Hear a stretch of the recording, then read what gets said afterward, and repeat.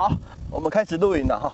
今天我带我的乌龟，我带我的乌龟一起来录影，先让它去散步一下。不要乱跑哦。来，昨天有人留言说，在频道上留言说，那个居家学习啊，因为疫情的关系，图书馆所有外在环境关门嘛，所以所有人都被迫只能在家里学习。不要乱跑。所有人都被迫只能在家里学习啊。那又有人说我讲话录的影片哦讲得太冗长，他们希望能够讲重点，所以我花30秒的时间讲完重点。好，就是居家学习呢要好好读书，重点讲完。OK， 那你们可以把影片关掉咯，还是你有心想要继续听？有心想要继续听的话，我就继续讲。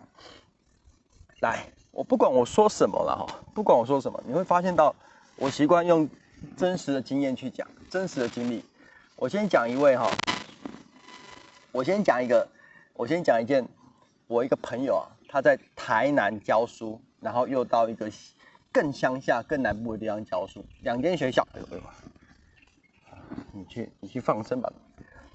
2间学校哈，2间学校，一间是比较好的学校，当地数1数2的高职学校，专门做一些那个记忆类，他考很多证照嘛哈。他后来上的第2间他去教的第2间学校呢，是属于那种比较差一点的学校，我就问他说：“你这2间学校都待了，你都每间学校你都说你做得很辛苦，那到底是哪里辛苦啊？你可以告诉我一下吗？”他就跟我说哟，他说哈，那种辛苦是不一样的。不一样什么意思啊？不都是高职生吗？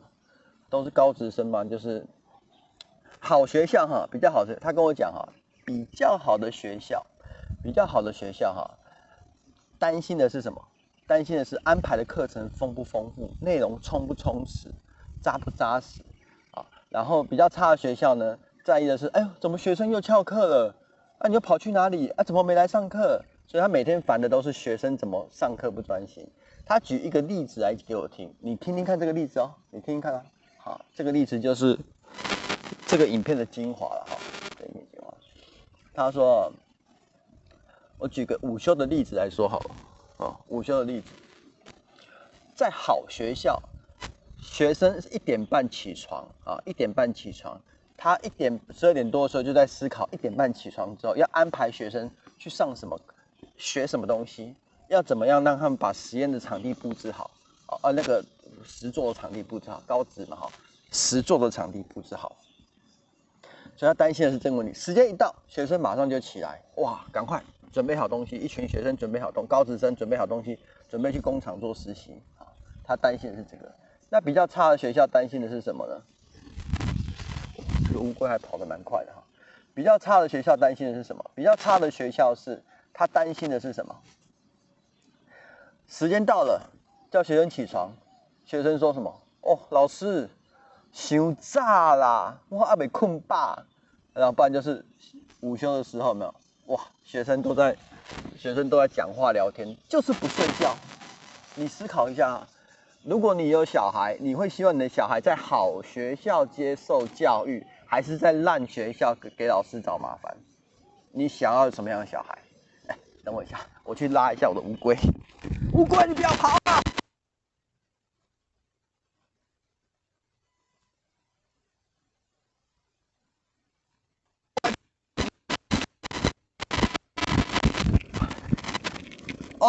好，带回来了。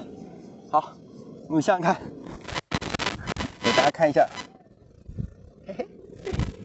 你想想看哈，你会希望你的小孩子在什么样的地方接受教育？私立学校就是比较差的学校，学费特别。好的学校呢，有政府的补助，好学校的学费特别便宜啊。如果你跟我一样是家长，你会希望什么？对，很低的钱给学生最好的教育，在一个好的环境下让他接受教育。OK， 第一个故事讲完，真不真实？你觉得真不真实？如果你觉得我讲的很真实，你要留言跟我讲，老师你的故事很真实。OK， 来第2个故事，居家学习的关系啊，有一天我就去找一位朋友啊，他小孩就在客厅上课，就线上上课嘛，用电脑在线上上课。然后呢，我就看他说奇怪，我在旁边跟他爸妈讨论事情，我就想说奇怪了嘞，你到底是有在上课还是？我就看你小孩说，你小孩到底是有在上课还是没在上课啊？啊，怎么荧幕播一播啊，他都一直在旁边滑手机啊？你知道，我就亲自问那个小朋友说，你不是在上课吗？怎么一直在看手机？你知道他说什么？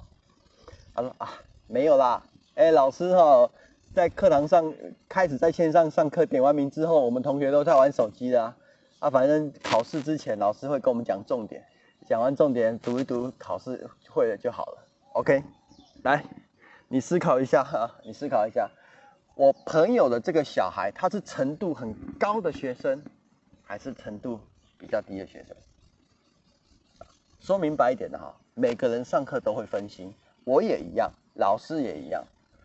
老师以前当学生的时候也是一样，每个人都会滑手机上课都会滑手机唯一的差别点是什么？你知道吗？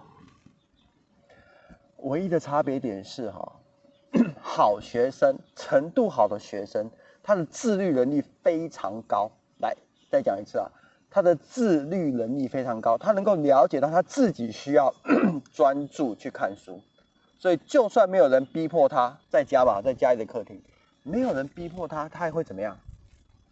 他会乖乖坐好，看了分心了，想分心了怎么样？再滑一下手机，但很快的他会再回来。他会再回来。好，现在所有的考生所有的人不管是谁都被迫待在家里都被迫待在家里。那你想想看你如果在突然之间你不能去图书馆，你只能待在家里的时候呢，你要怎么增加你的落榜机会？我讲的不是上榜老师都每次我录影片，人家说老师你讲太多上榜机会，我想要听听看落榜，我要如何让自己落榜 ？OK， 我没办法陪你嘛，我没办法在旁边监督你。你想想看，你要怎么增加自己落榜的机会？请举出10个居家学习如何让自己落榜。好，第一个，睡觉睡到自然醒，想读书再读书。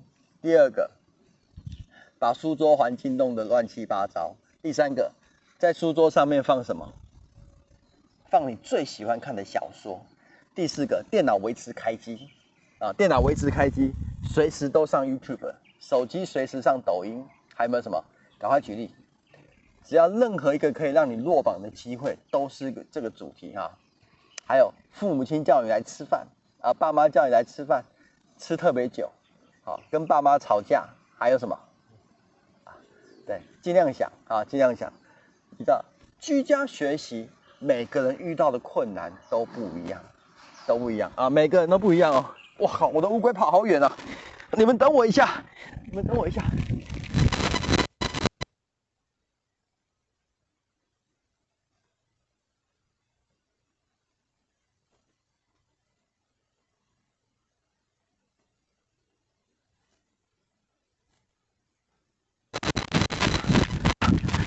好了我现在才知道原来乌龟跑那么快好了，我们回到主题吧我只录了8分钟，希望你有耐心把它听完OK， 来，关键点就是，如果你在家里学习，越想让自己落榜的几率越高，就要拼命的去抱怨，这个环境你克服不了，你要拼命的说好烂这疫苗怎么还没来？政府怎么那么差？然后要怎么样？拼命抱怨，你只要拼命抱怨，花很多时间呢，在家花很多时间去看最新的疫情消息，在家呢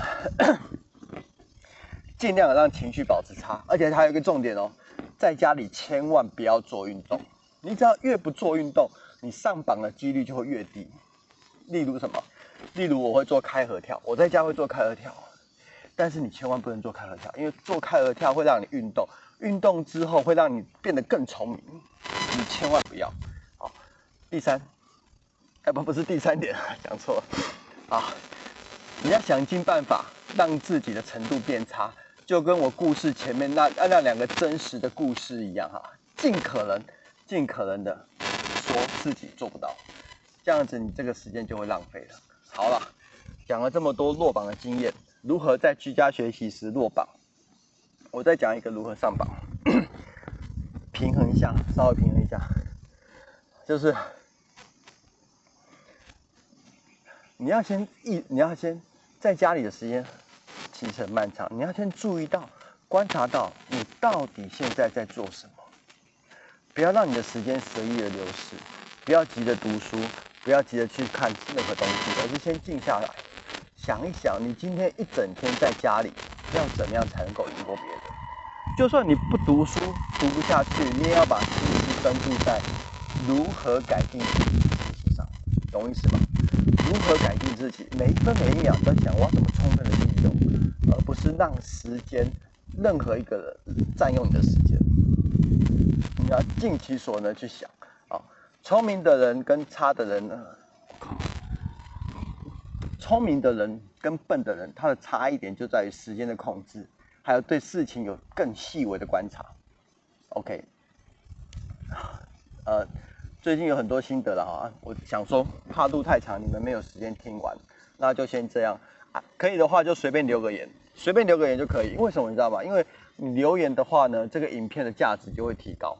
哦，那价值一提高的话，它曝光几率就会增加，纯粹就是这样子。好 ，OK， 11分34秒，希望你喜欢我跟乌龟的录影。好了，拜拜了。